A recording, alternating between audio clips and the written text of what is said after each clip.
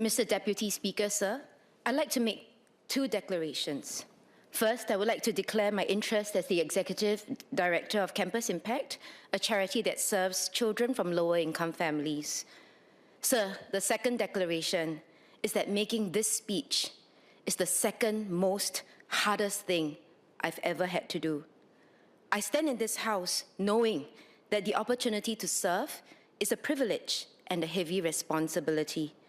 The words spoken in this House are not just words, they carry weight.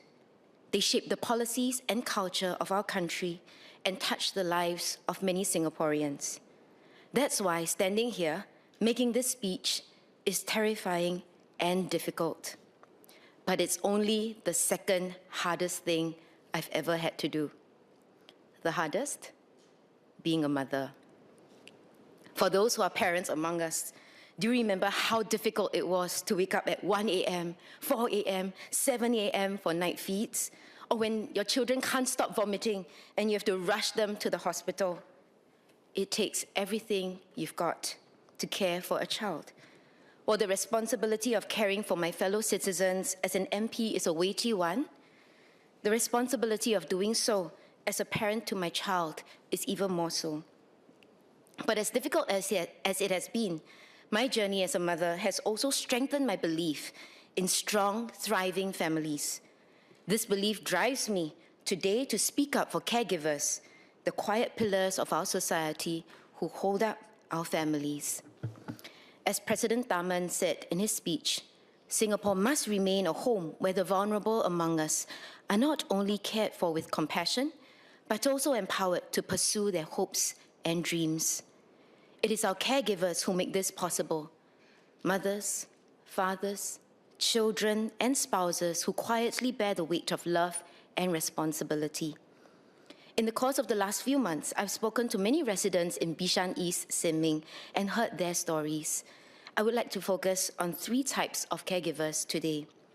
The first is a sleep-deprived mother struggling to navigate the complexities of a new family dynamic and the physical demands of ensuring her tiny baby is fed, changed, bathed safely, and that every milk bottle is washed and sterilized, all while trying her best to recover and care for herself so that she can function well enough to take better care of her baby. Second, caregivers for a loved one with special needs who have faced stigma and rejection on top of the daily hurdles they have had to overcome just to lead their lives alongside the rest of us. Third, adult children who are caring for their aging parents, juggling between work and family while trying to understand and accept how their parents, who used to be so strong, so dependable, are now losing their mental faculties and their physical abilities. Mr. Speaker, let me begin with the first caregivers each of us has known, our mothers and fathers. After childbirth, a mother carries an internal wound the size of a palm, about 8.5 centimeters across, where the placenta was attached to her womb. Yet after such a major event, a mother may be given only one postnatal checkup. In contrast, throughout the baby's first and maybe even second year, the child receives multiple milestone checks and vaccinations. Our support systems should look deeper into this imbalance. Mothers' health, physical and mental, is just as crucial as their children's. We know that postnatal depression is on the rise. At KKH alone, cases increased by 47% in just 3 years. 1 in 5 pregnant women here faces antenatal depression, but stigma keeps most mothers silent. Over 90% do not report their symptoms, and many doctors admit that they seldom raise the topic. We are relying on a reactive system, waiting for women to seek help. Too often, they suffer in silence. Mr. Speaker, I propose we make postnatal mental health checkups a routine part of infant milestone visits. When mothers bring their babies for checkups and vaccinations, let us also care for the mothers. A simple screening, a conversation, can make all the difference between despair and hope. And yes, fathers too. I see fathers in the chamber nodding vigorously. They should also be given space to talk about their mental well-being because our children need both parents. I'd like to encourage hospitals, clinics, and community programs to involve fathers in postnatal counseling and support. I'd also like to review paternity leave and shared parental leave uptake to normalize caregiving as a joint responsibility, not one carried by mothers alone. Beyond medical support, mothers also need community support. Every parent's journey is different. The single mother juggling work and caregiving, the foreign parent far from family help, the unwed mother or father who faces stigma. We must ensure that parent support groups, community initiatives, and counseling are open and welcoming to all. Consider Safe Place, a grown-up group that works with women facing unsupported pregnancies. They found that many married women, not just unwed ones, considered abortion, not because of finances alone, but because they felt alone in caregiving. When Safe Place offered emotional, social, and practical support, being available to support mothers even at 3 a.m. at night, many of these mothers found the courage and the confidence to carry their pregnancies to full term, despite initially considering abortion. As its founder, Ms. Jennifer Heng, put it, we are almost like family members stepping in where support is missing. Mr. Deputy Speaker, if we want stronger families and more babies in Singapore, we must make sure that every parent has the medical, emotional, and community support they need to heal, to recover, and to love. Second, I'd like to explore support for caregivers of those with special needs. There is a phenomenon that many people who have special needs face. It's called the post-18 cliff. I thank fellow member Ms. Denise Phua for also raising this in her speech. The post-18 cliff usually refers to the sharp drop-off in support and services that happens when a young person with disabilities turns 18, particularly in the context of education, healthcare, or disability support.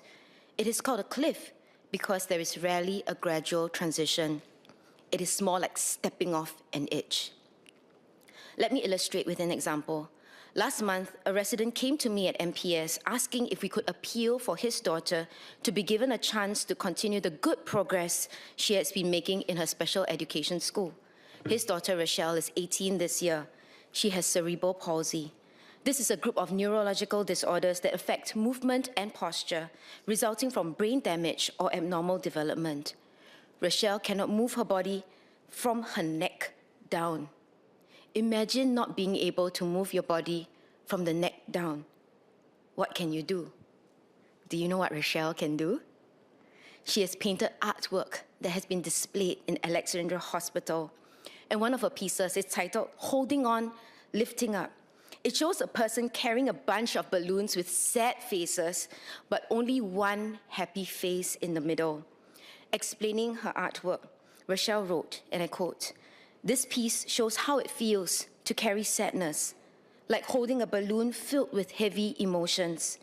Even when the tears come, there's still a reason to hold on. Among all the frowns is one small smile, reminding us that even a little bit of hope can lift us. Holding on, lifting up is about strength during hard times and how something small, like kindness or a happy thought, can help us rise again," unquote. Doesn't Rochelle have a truly resilient and kind spirit? Rochelle's teachers have described her as, quote, "consistently showing a strong passion for illustration and has made significant progress in using her sip and puff switch to produce detailed and expressive artwork. Her commitment, creativity, and ability to work with assistive technology demonstrates significant potential for continued growth in this field." However, Rochelle, at 18, now faces the prospect of having all her hard work go to waste as she needs to graduate from her school in Cerebral Palsy Alliance Singapore, and therefore will no longer get the chance to practice the skills in design using Canva that she has acquired. This is because she cannot get a space in a sheltered workshop, which has a minimum eligibility criterion of being independent in feeding, toileting, and ambulation. Rochelle also finds it difficult to be fully engaged by the activities at a day activity center because even though she cannot move her body, she has her full mental faculties. During a visit to a day activity center in Toa Payoh, I learned that a wait for a DAC can be more than a year. during which there could be significant regression in the person with disabilities. This is because there are insufficient DACs and insufficient places offered by DACs. This problem is essentially the result of insufficient funding to social service agencies operating these services, forcing DACs to limit the scale of their services as they are not able to keep up with the fundraising required to keep these services going. Then there's the problem of affordability for parents. DAC fees can come up to more than $2,000 a month. This excluding the bus fees that parents have to pay to ensure that their children can get to the center. So parents may be paying more than $20,000 to $30,000 a year for as long as their child is in the DAC. This is compounded by the fact that most caregivers of persons with special needs have to pay more for recurring medical appointments and therapy needs, which only worsens if there are medical complications along the way. All of these typically start the moment the child is born and continues throughout his or her life. There is also a lack of training and funding for staff in adult disability services. Unlike special education, where teachers have a diploma in special education, staff in the adult disability services do not have a key milestone training. As a result, many DAC staff are not equipped to handle the challenges that come with the care of adult persons with disabilities, or they may not have enough staff to deliver their services, which lead them to take in clients with less severe needs. So where can individuals like Rochelle go? From her story, it seems there is a gap in our system. If so, we need stronger coordination between MOE and MSF to increase support for people like Rochelle. Who knows how much Rochelle's artistic potential could contribute to society if we continue to support her. Let's close the gap for Rochelle and other post-18 persons with disabilities so they do not step off a cliff, but instead can make the leap into the next exciting chapter of their lives, where there is still so much for them to look forward to. Third, I'd like to explore ways to increase respite care options for caregivers. There are over 210,000 caregivers in Singapore, supporting an increasingly elderly population. Slightly more than half of care recipients are aged 80 or above. 1 in 7 older adults is a caregiver, with nearly half still working full-time and more than half being women. What this means is that our caregivers are seniors themselves, they are still trying to work full-time, and the caregiving burden tends to fall on women. Many caregivers, 1 in 5, are also taking care of more than one care recipient at a time. Despite a steady increase in service providers, only 50% of caregivers know about respite care, and more than 80% have never used it due to lack of awareness, accessibility, or social stigma attached to seeking help. To make the situation even more serious, a significant portion of caregivers are unwell themselves. More than 1 in 3 caregivers are suffering from 2 or more chronic health conditions, but often neglect their own health to focus on those they care for. 2 residents I met told me they could not get respite care for just one afternoon to celebrate their daughter's birthday with their friends because they had to care for a grandparent with dementia. I replied, I had a contact with Dementia Singapore and could link them up to explore support. Their response, it's too late. The grandparent had already passed on. Let us not wait until it's too late. Today, services for caregivers are spread across many agencies and platforms, leaving families to piece things together on their own. We should build a national caregiver hub, both physical and digital, where caregivers can find information, book respite, access financial aid, and be guided by trained navigators. Such a hub would not only streamline support for families, but also help agencies identify gaps and respond more effectively. Also, although caregivers get financial support under the Home Caregiving Grant, eligibility criteria often exclude non-family caregivers, such as friends or neighbors. However, with family sizes shrinking and caregiving configurations evolving, policies should adapt to and respond to these changing realities. In addition, we should dedicate funding not only to care recipients, but to the caregivers themselves. Caregiver First grants can support respite services, peer support groups, and training for caregivers to care for their loved ones and themselves. Just as we invest in healthcare to prevent illness, we must invest directly in caregivers' well-being, because when caregivers are sustained, those they care for thrive too. Finally, I hope to see the government working closer with ground-up organizations and social service agencies to achieve our social policy goals. The aspirations I've outlined cannot be achieved by the public service alone. It requires the partnership of other stakeholders in the care ecosystem. Existing ground-up organizations and social service agencies are small, nimble groups that are highly effective in providing the care and support needed. How can the government partner better with these organizations? For starters, streamlining grant applications would enable agencies to spend less time on paperwork and more time serving those in need. The sector has also started to move beyond project-based grants to long-term funding models, thus strengthening ecosystem resilience. Let's keep moving in this direction. Beyond simple matters of funding, we should seek to expand access to skills, networks, and mentorships for new and emerging initiatives to strengthen capabilities further. A well-funded and well-equipped social service ecosystem ensures no child, parent, or vulnerable person is left without timely care. Empowering changemakers enables them to reach further, respond faster, and live more lives. When we provide effective organizations and agencies the tools and resources to thrive through effective policymaking and design, Singapore's safety nets can be strong, her communities resilient, and her compassion as a nation effective. It has once been said that the sign of a civilized society is a healed femur.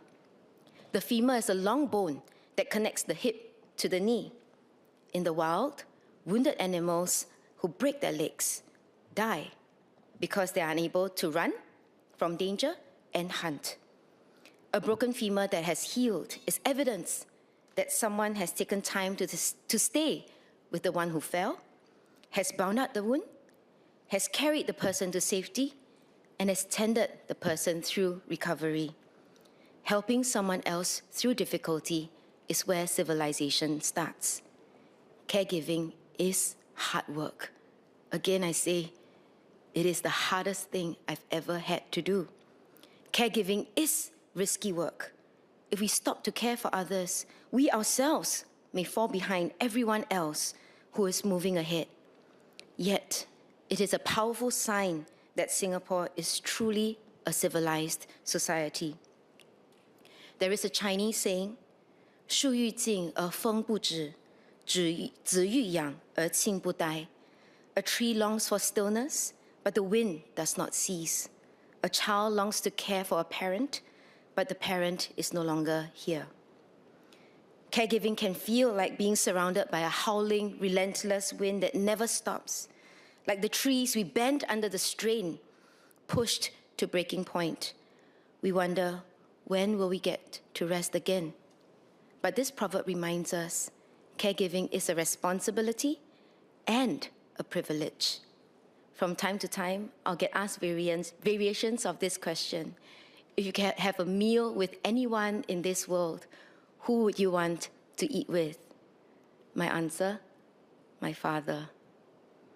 Watching him fade in hospice care was painful. A man once strong, reduced by illness. All I could do was hold his hand and sing to him. And yet, even that felt hard. I was preparing for my O-levels then, and I'll be honest, there were afternoons I resented being there. But what I wouldn't give now to have that one more day with him. Ms. Chen, you have a minute left. Let us build a Singapore where caregivers are not left to weather the howling wind alone and can instead enjoy the one more day they have with their loved ones. Let us build a Singapore where every child is loved, a Singapore where every caregiver is supported, a Singapore that is compassionate, resilient, and civilized. And with these efforts, hopefully, caregiving won't be so hard after all. Mr. Deputy Speaker, I rise in support of the motion. Thank you.